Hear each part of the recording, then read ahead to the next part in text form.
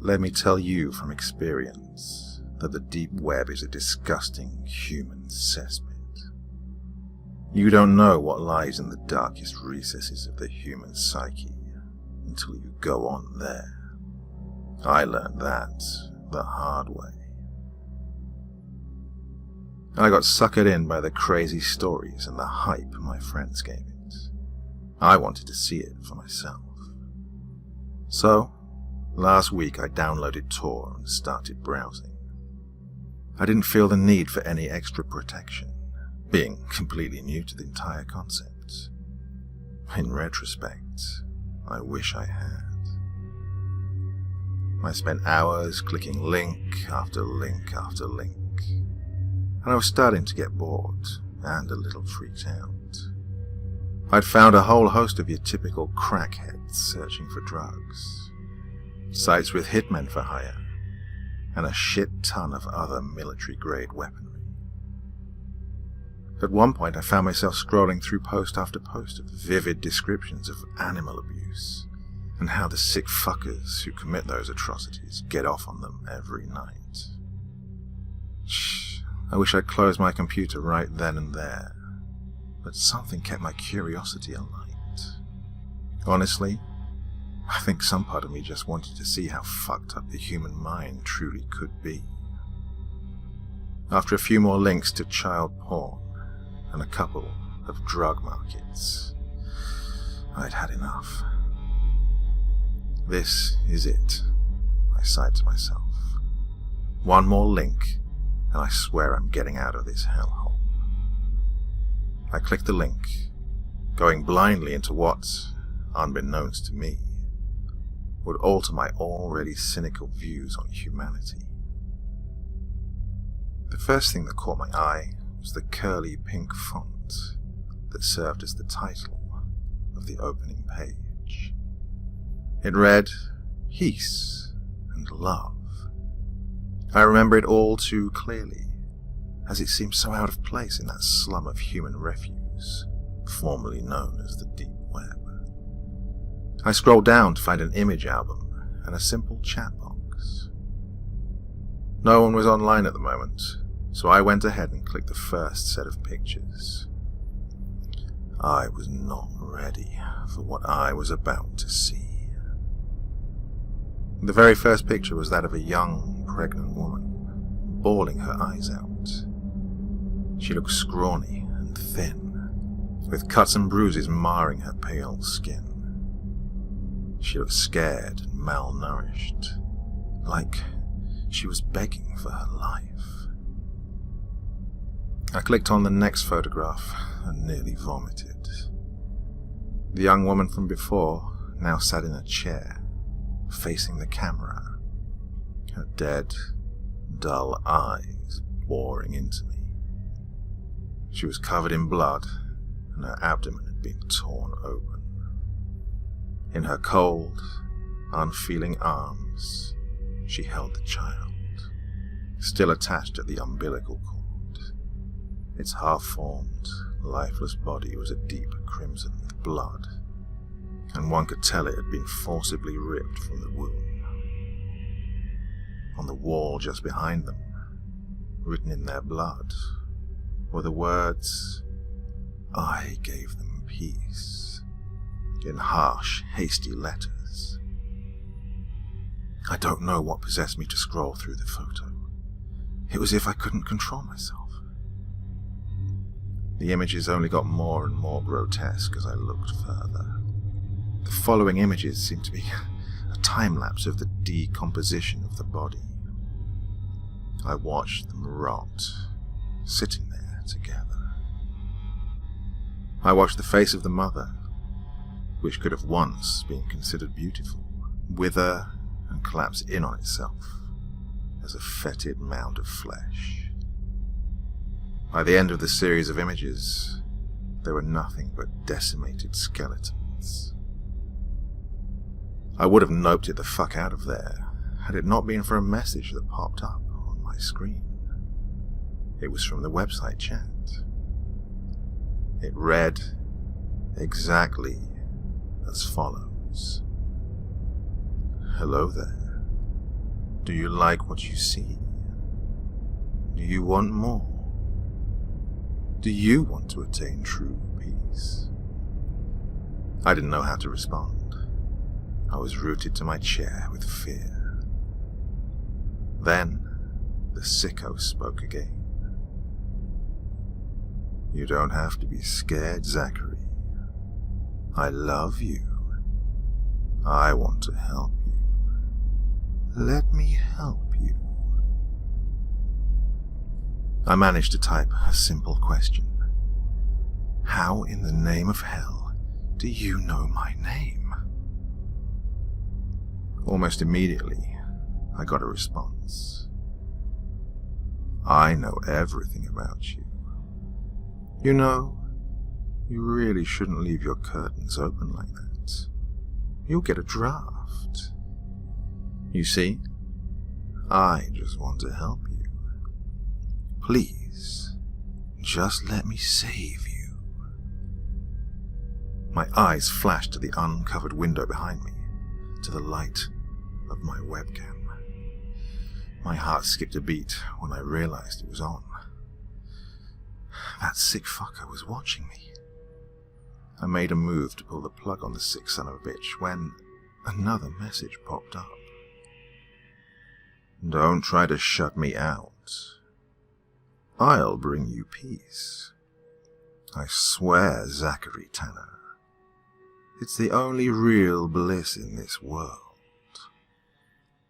That was the last message I got before I finally shut it off.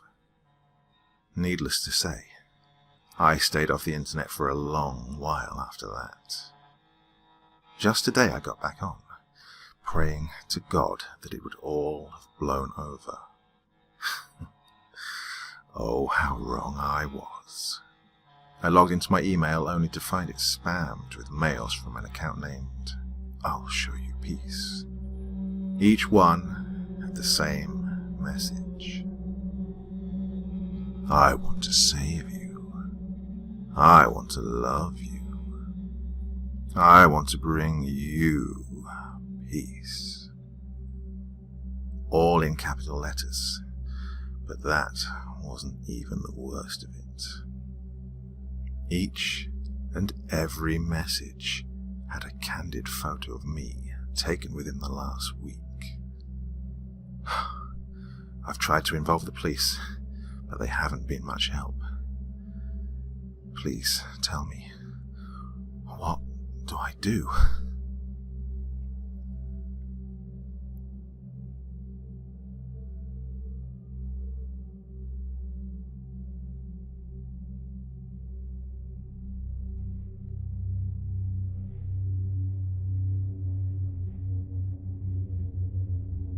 I've always had a really strong interest in what is commonly known as the deep web. Although the deep web has some good uses, it also has an incredibly dark side to it too. The dark web is a small corner of the deep web, containing the stereotypical content that the deep web is notorious for. I took my first steps into this little excavation of mine, into the darkest parts of anonymous sites, under the surface of the web, in an attempt to undermine the stereotype that the deep web is more of a home to dark, illegal websites than it is anything good. Well, I came out of this with more than I could ever have expected. And now my view on humanity in general has forever been changed. The start of my trip took me quite a while, about 3 to 4 weeks, to get enough information to start really delving deep into what I will now refer to as the dark web. That small corner that is basically the house of horrors. Lots of talking around, honing information from chat rooms, and taking lots of notes. I even had to make a couple of phone calls to some more than shady individuals. Not a comfortable experience. By the end of my trek of gathering as much information as possible and getting a good contact list, I took my first steps into the outer layer of the dark web, so to speak. The hard part is that once you get deeper, a lot of sites have ever-changing URLs, extensive invitation queues, and, at times, pricey entrance costs that may or may not end up as cash spent on a phony operation. A lot of it is luck, meeting people at the right place at the right time, and taking good notes. I had a good streak of luck, and took good notes, enough to get me to the places I entered. But what I did notice is that once I got into the first site that I'll talk about, it became much easier to get into the other sites, as it was much more freely talked about, and information was passed around much more. Chat rooms in the dark web are basically an information honeyhole. So, the first site, Centrix. Centrix was one of the more well-known general markets, so to speak. A good example to compare it to would be Agorotha or the Silk Road. Now, Centrix, from what I learned via lots of questions on the chat room over the course of a couple of days, has been around for about 11 months, and has been untouched by any means of being shut down, which surprises me, because it has everything from Agorotha or the Silk Road, but to a much greater extent, and a lot more variety. What some sites dedicate their whole selling product to be, Centrix had subcategories for. Just a few brief examples here. Snuff films, bulk drugs, all varieties. Fake everything, IDs, licenses, you name it. A very censored section of CP. Various illegally obtained memberships, Netflix, pornography, and so on. And the list goes on.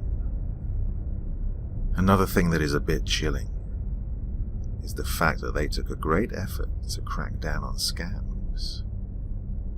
The big deal on sites like Agorotha and Silk Road was that they had a lot of scam vendors. This site didn't. They had a lot of proof to back it up that I will not go into detail on. I also met a guy in a chat room who was nice, as far as that can go for an active dark web user like himself, who verified some of the links I'd collected and vaguely sent me in the direction of other sites for my personal use.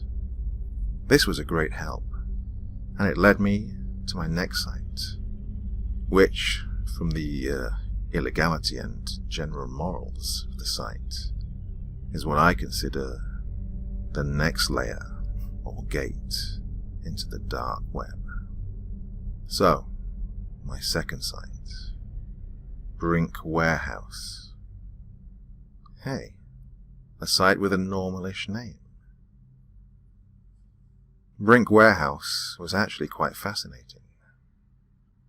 Not horrific to any great extent, but it did have a different kind of dark backlash. Brink Warehouse was a virtual warehouse of textual guides, notes, leaked documents, and torrented books, one that was released online a day after it was published by quite a popular author. Now, as a summary, this might seem alright, but take into account that the guides included things like how to make a drone-based homemade explosive, and how to kidnap adolescents in their sleep.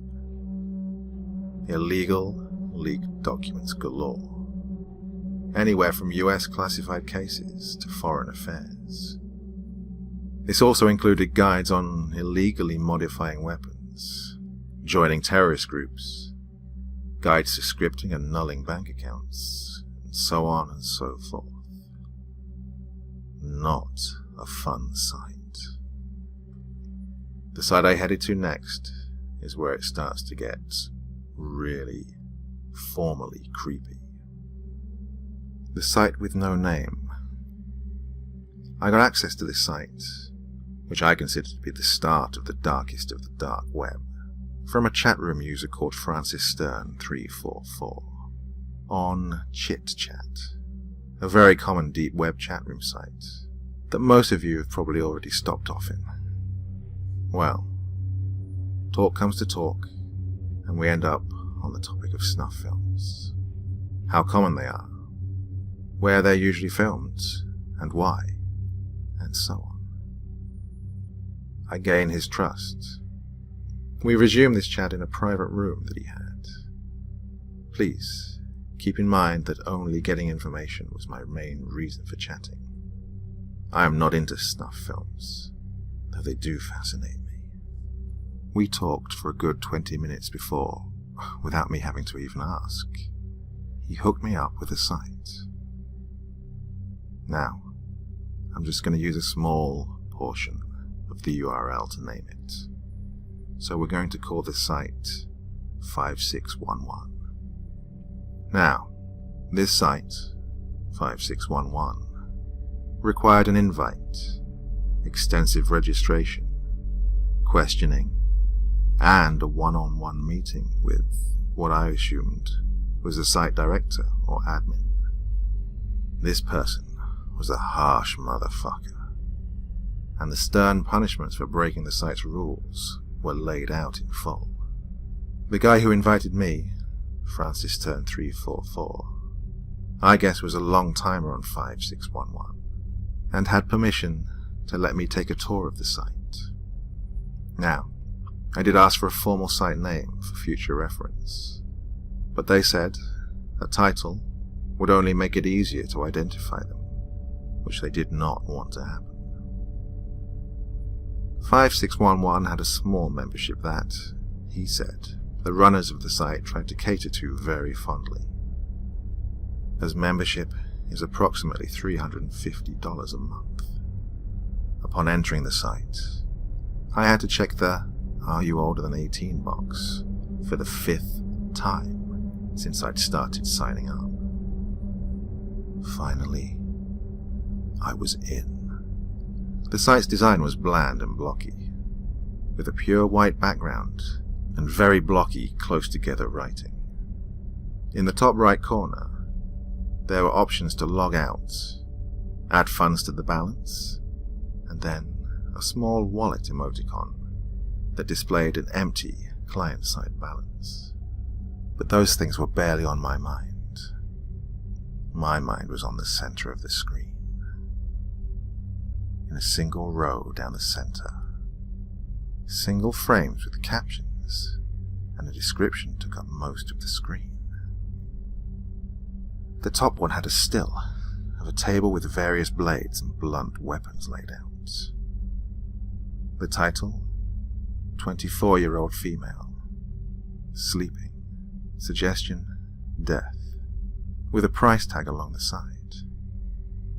A timer in green text was counting down, 11:51, 11:50, 11:49. Under the timer, in the same green font, was 78 out of 100. A couple of seconds later, the 78 turned into a 79. Realization hit me in the face like a bat. This was a paid snuff site. With a shaky hand, I scrolled down through the seemingly endless snapshots and captions. One caught my eye. Quick watch. Homeless. 0.22 Bitcoin. Large view. Low quality. It was like an attention-whoring YouTube title, but it seemed to be working. In the eerie green font, 783 out of 1,000 was displayed, a jaw-dropping number in my eyes. I decided this needed to be documented, so I did a quick transaction, put 30 Bitcoin cents in my site wallet, and clicked on the arrow to enter.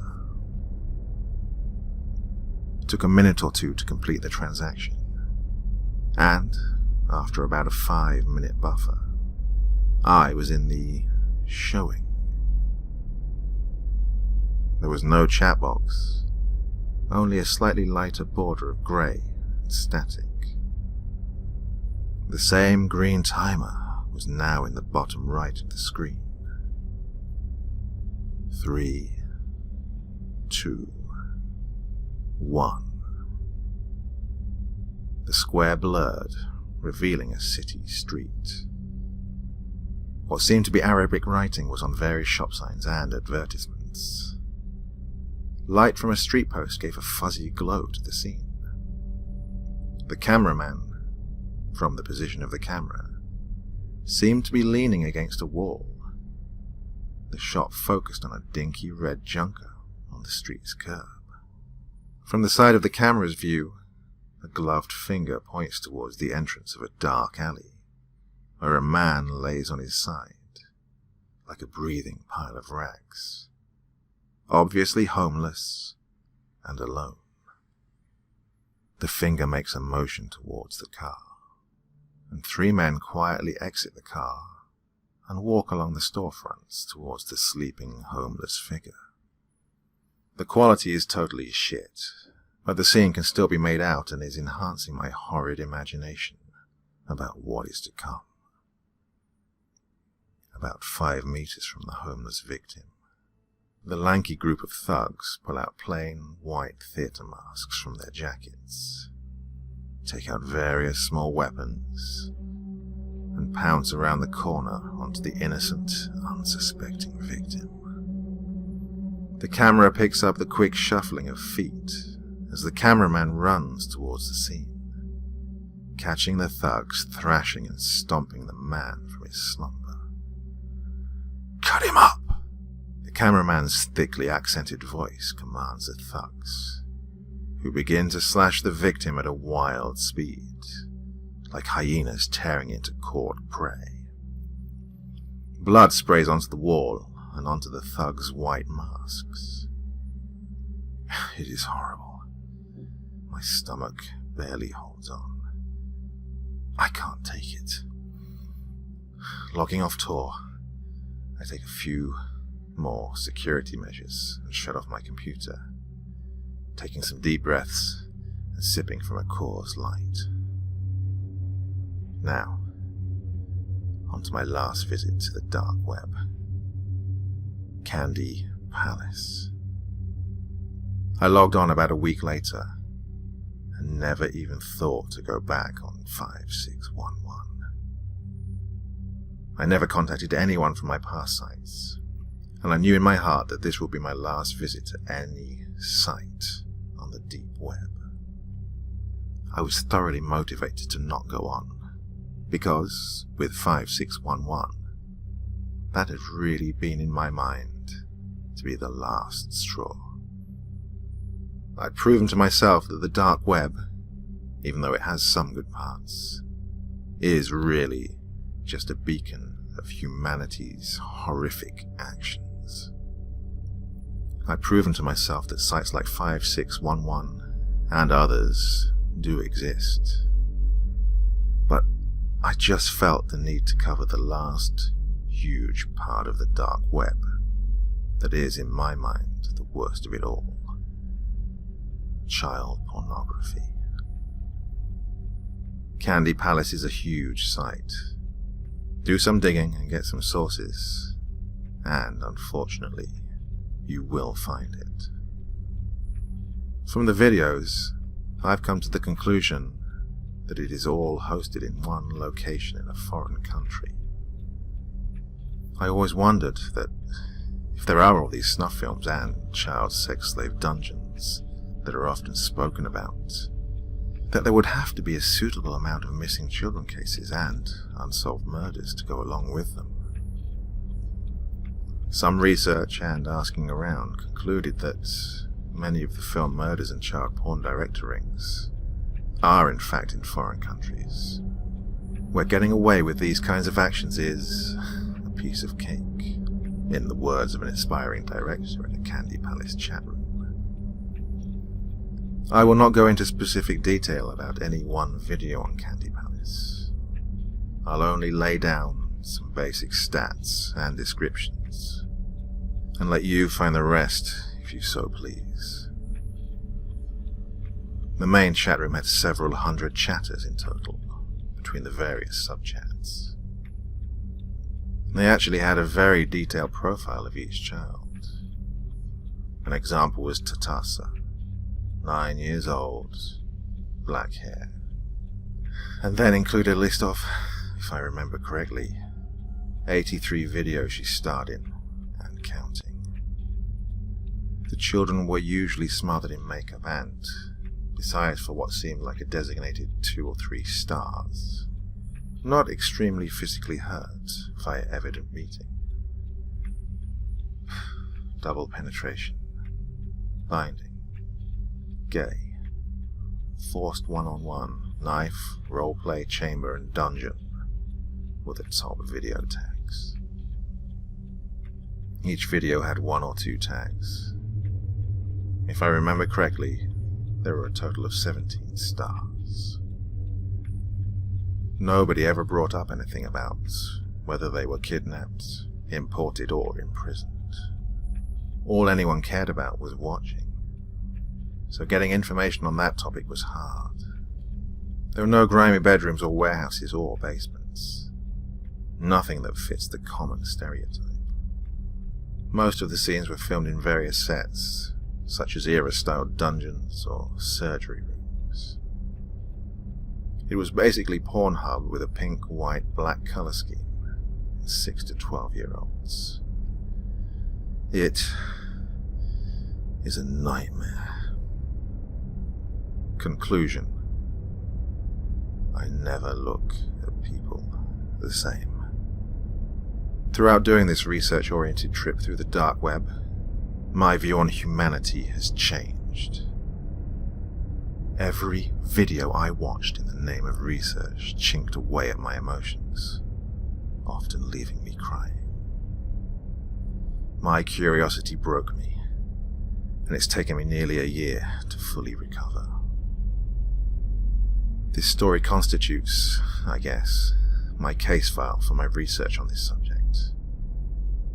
Now, before you launch Tor and find these sites, please know this: there is nothing enjoyable, entertaining, or at all suitable on this network. You will be left in tears, you will be scarred, and worst of all, you will never view others the same again.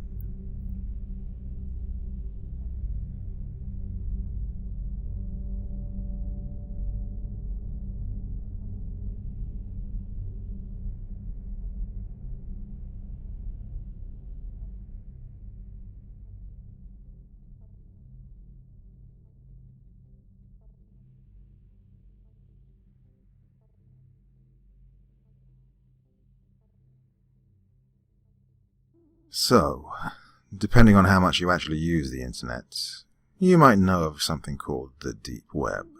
Pretty much you can use proxy service like Tor or I2P and find all kinds of stuff you normally wouldn't find, like places to buy guns or drugs. Anyways, I was browsing an Ask Reddit thread about weird stuff on the internet, and a few people mentioned .onion sites. Interested by all this, I decided to download Tor and look up a list of sites to visit. I found one site advertised as a black market. I thought this was pretty cool, so I decided to browse around. People were selling meth, guns, hits on other people, and stolen goods. I was about to leave, but then a post titled "Free for You" caught my eye. I clicked on the thread and all the post said was, "Lots of fun for you. Free download. Enjoy." Below the text was a link to a file called fun.zip. Now, keep in mind, it was like 2 a.m. and I was really bored. So I downloaded the file and ran it through a few virus scans. Nothing came up, so I decided to unarchive it. Inside were a lot of videos and pictures. I decided to click on one called bananaman.avi, and I watched it. Not too much to it, just some guy in a banana suit for 4 minutes. I was interested enough, though, to keep on going. So I clicked on a picture called Steven.jpg. It was just some guy sitting at his computer looking bored. I opened a few more pictures with people's names on them, and they were almost all the same. Just someone sitting at their computer looking bored or doing something like carrying books or walking into a store. I was getting a bit creeped out, but I decided to press on. I watched a couple more videos. One was some kids walking to school. Another was a man reading the newspaper on his couch. I'll skip to the more interesting ones now. Goodnight.avi. 2 boys, maybe like 7 or 8, are brushing their teeth in their pajamas. They seem completely unaware of the camera, as it's filmed from right beside them. They finish brushing and rush off to bed. For the next 9 hours, it views them sleeping. Nothing else. Payment.avi. A middle-aged man is walking down a dimly lit street during the middle of the night. Again, this person is also completely unaware of the camera. He comes across a teenage girl and begins talking to her. The sound is muffled, but it must be bad due to the growing look of terror on the girl's face. She tries running, but gets shoved into the wall by the man. He grabs her phone and backpack and runs off. The video goes on for 4 minutes of the girl sobbing in the street, and then ends. Stolen.avi. A teenage couple is seen watching a football game at what is, presumably, their high school. The game ends and the crowds leave, except for the couple, who decide to remain at the bleachers. Once everyone leaves, the couple kisses a couple of times, and then the boyfriend whispers something into the girl's ear. She keeps saying no, but he keeps on saying, "Come on," and "It'll be fun. All my friends have done it with their girlfriends." The girl tries to leave, but is grabbed by the boy. At this point, everyone that was at the game has left, and the field is mostly dark. The girl's boyfriend slams her against the back of the bleachers and takes off her pants. He begins to violently rape and beat her for the next 15 minutes. The girl has a black and bloody nose and is sobbing on the ground. Her boyfriend begins to stomp on her head and kick her in the stomach. Some gurgling noises are heard from the girl, but after a couple more stomps, they stop. Her head is completely stomped in, and her clothes are covered in blood. The boy dumps her body in a trash can behind the bleachers, along with the clothes, puts on his PE uniform, and walks away. The camera points at the trash can for 15 minutes. Then the video ends. At this point, I was completely freaked the fuck out, and deleted the archive and decided to go to sleep. I fell asleep almost instantly, but didn't have any dreams at all. I went to school and didn't tell anyone what I'd seen. Lots of people asked me why I looked so freaked out. I just said I was on edge because I didn't sleep a lot last night. I was beginning to think that I'd just had a nightmare. and was taking things way too seriously. After lunch, though, I felt my phone vibrate. It was a text from a number listed as unknown, saying, "You like." I tried to call, but I always just got a busy signal. I figured it was just a wrong number and didn't let it bother me. Things were pretty normal for a few days, until Thursday came around. I got another text from unknown, except this time it was a picture. It was a picture of me in my 3rd hour class.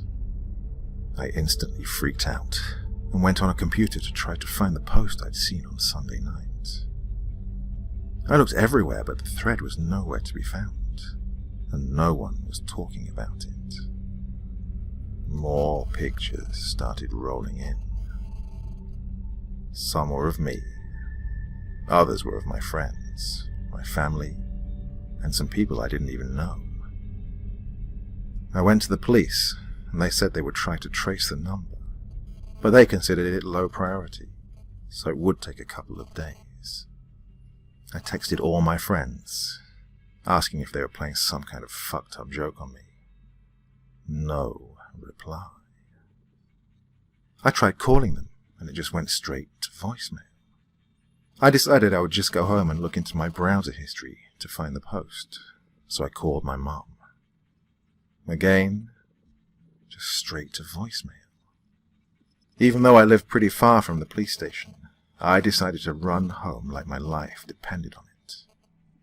I got home, turned on my computer, and saw just one file. morefun.zip.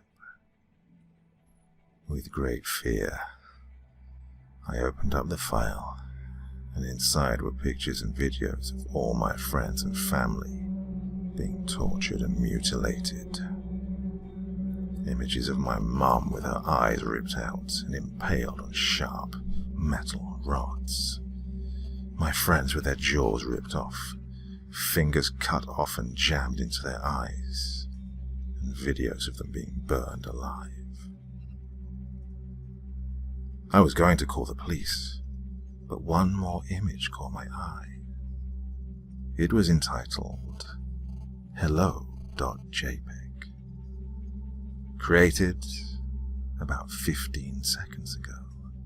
It was me, looking at the images, with a man with blood-splattered clothes standing behind me with a camera, smiling.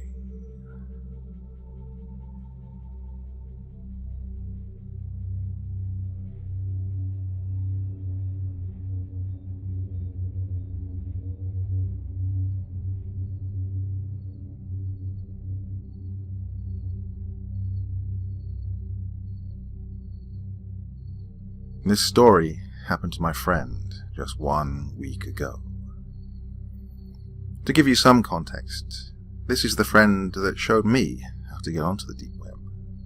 Now, he's always been really fascinated with it, but after my horror story experiences with deep web hackers, he decided to take a pretty long break.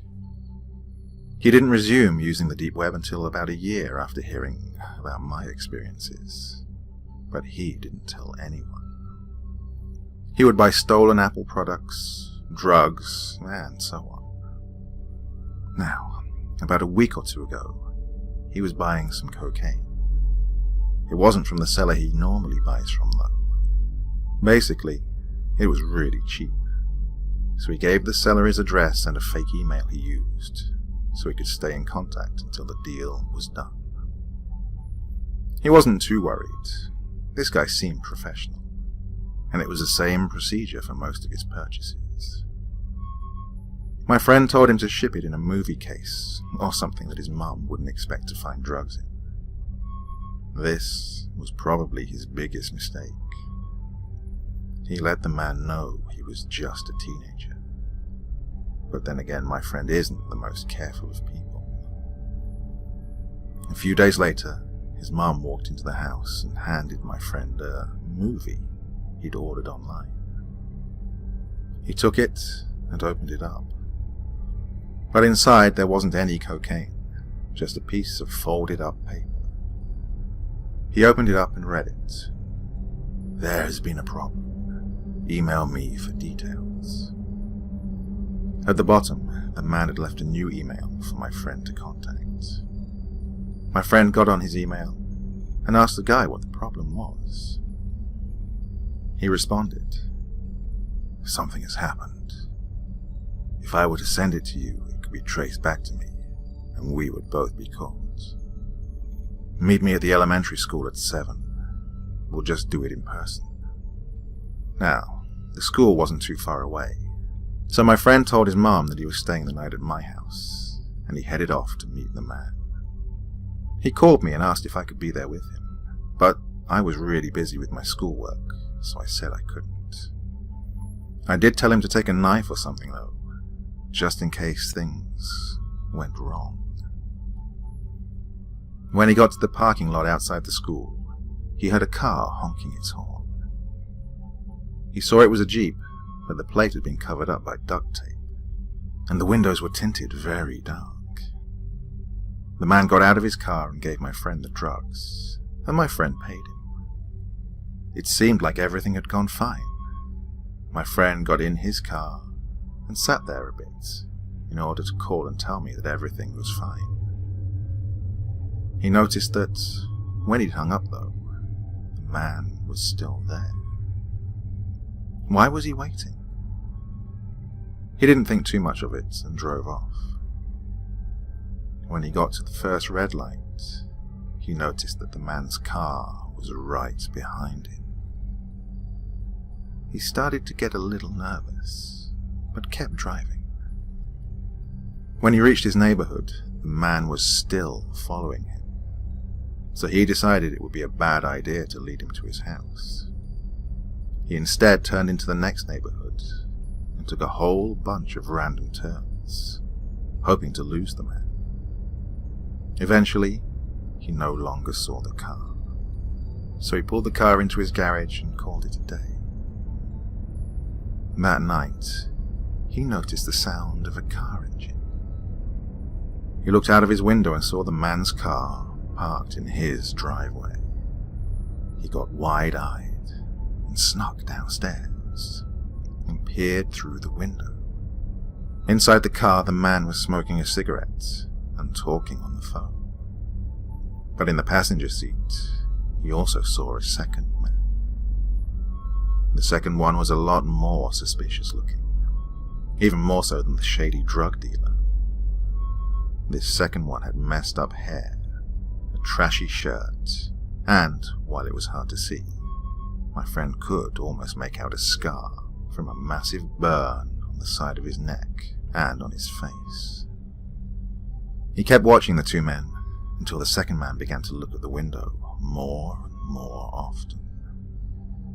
Eventually, he was just staring at the window my friend was watching him from. My friend decided he'd had enough and was going to call the cops. He didn't care if he would get in trouble at this point, so he moved away from the window and called the police, who told him to grab a weapon or something to defend himself, and to wait for them to arrive. He waited for about 5 minutes, when he saw a figure quietly come out of his mom's room, who was still sleeping. This man shut the door behind him and noticed that my friend had seen him. The figure sprinted towards my friend with what looked like a knife raised in his hand. My friend grabbed a pot from the nearby table and threw it at the figure. It hit him in the face and shattered. The figure screamed and fell to the floor. My friend turned on the lights and saw the second man with the burn on his face, rolling around on the floor. His face was covered in blood, and shards of glass were sticking out. His right eye had tons of blood pouring out of it. He must have been hit pretty hard. As the man began to slowly get up, my friend grabbed a kitchen knife and drove it into the man's shoulder, causing the man to scream again. The man began to stumble over to the front door, when police sirens could suddenly be heard. Both men were caught on sight, but my friend's mom had been killed. Her throat had been slit, and she had 23 stab wounds and duct tape covering her mouth. My friend was arrested too for drug possession. His trial is coming up. But the worst of all is that he lost his mom because of his deep web experience. So I don't think he'll be buying drugs from the deep web ever again.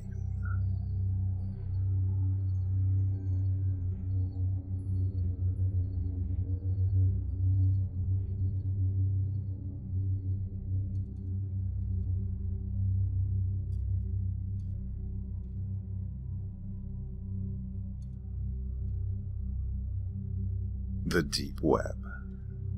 A seemingly endless landscape of hidden sites and digital media, which can't be reached by conventional web browsers. Sure, anyone can explore the deep web with the right tools, but without a proper roadmap, so to speak, you might find your computer taken over by malicious software, or stumble across something much, much worse. That's what reportedly happened to a former police employee named Mark Spielman. This is his story, allegedly written himself, as found in a Word document on his office computer's hard drive, shortly after he was reported missing. Also found was a case file of police documents, to which was clipped a handwritten note containing just 3 words. Who is Janice? A self-described introvert who seldom ventured outside the confines of his home, Mark prided himself as an expert in exploring the darker corners of the web. I know the internet inside out, he wrote. I just sit by my computer and look for fucked up shit. I'm well versed on all the current memes, YouTube fads, and the best porn sites. But his knowledge extended way beyond that.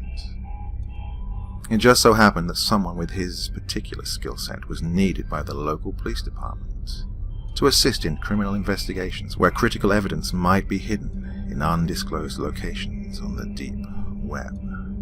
Mark saw it as a great opportunity to get paid for what he already did all day long. The job began with tracking sites and secret networks alleged to share child pornography and other concealed illegal activity, which is, unfortunately, quite common to the deep web. Mark could track down just about any user, even those who hid behind multiple proxies, and the evidence he uncovered helped the department crack several difficult cases. His work even extended to tracing perps who hacked into police databases to alter evidence and other information. Then, one fateful day, everything changed for the worse. It began when he found what he believed to be one of the largest child porn rings ever discovered. Tracing a single lead, the URL Suite 15, led him to a virtual warehouse of depravity. Mark saw an opportunity to become a hero by helping the police shut down such a huge criminal operation. Selfishly, he also saw a means to a big fat bonus and possible promotion. As he began investigating further, Mark saw dozens of links to image files, each marked with a name. Katie.jpg, Peggy.jpg, Jessica.jpg. Holding his breath, he clicked on one of these links, labeled Kathy.jpg. He was presented with the photo of a girl, around 15 to 16 years old, standing in a dimly lit room, smiling faintly. The photographer did not depict the girl in a sexual way, nor did she appear to be nervous or threatened. Mark prepared to move on to the next link, when he noticed the URL corresponding to the image. It read not Kathy.jpg, but Janice.jpg. Puzzled, he tried another image link, this time Susan.jpg. He got the same result. The same photo of the smiling young girl he saw before, again under the URL Janice.jpg. Mark's confusion turned to unease as he clicked more and more links, each one leading to the same picture of Janice. By the end of the day, he had clicked on hundreds of links, both to images and video, but each and every link opened the same page. That night, he began to worry that there was something more going on at Suite 15 than a subversive redirecting of links. His instincts told him they were hiding something even more horrible. Unable to shake his obsession, Mark decided to use his home computer to dig into the deepest picture file logs he could find on the site. That's when he saw, on the last page of the logs, a single file name, TrueJanice.jpg. Nervously, he clicked on it. His computer immediately erupted into a flurry of critical error messages before completely freezing.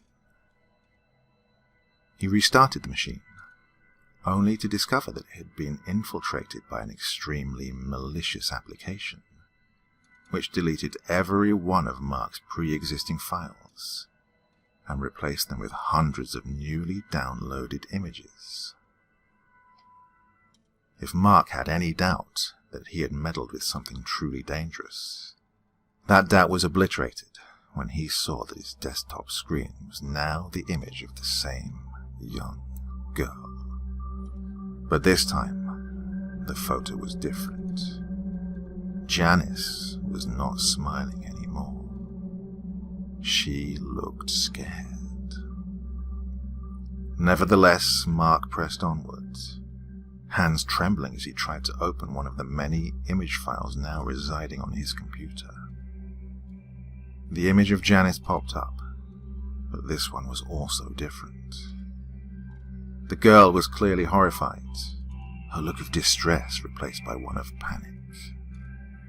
The room in which he was sitting was also much darker. He clicked on another image. This time Janice seemed to be photographed while preparing to scream. Each subsequent image revealed a progressively more horrifying scenario, with the girl's expression turning from terror to agony, and the room became darker and darker, until finally there was nothing but a black screen. This continued for several more files. But Mark kept on opening the images, until he saw something that made him recoil in horror. The photo showed a small, candle-lit room, unfurnished except for a single bed. On the wall behind the bed were smears of what could only be blood. On the bed, wrapped in a blood-soaked blanket, is what seemed to be a human body.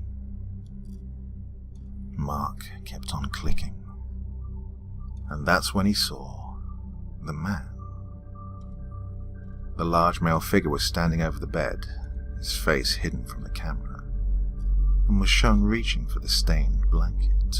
In the next image, he pulled the cover back to reveal Janice, tied to the bed frame. At first, Mark thought she was dead, but the next image indicated that she was still very much alive, and apparently regaining consciousness after an unknown length of time. The man was now standing by the bed, arranging a tray of sharp implements. Mark seemed to be on autopilot, horrified by what he saw, but unable to stop progressing through the images, even though he knew what was coming. Even as the man began to use the instruments of pain and death on his bound victim, even after it was clear that Janice was dead from blood loss, severe trauma, or both, Mark continued clicking on one image after another.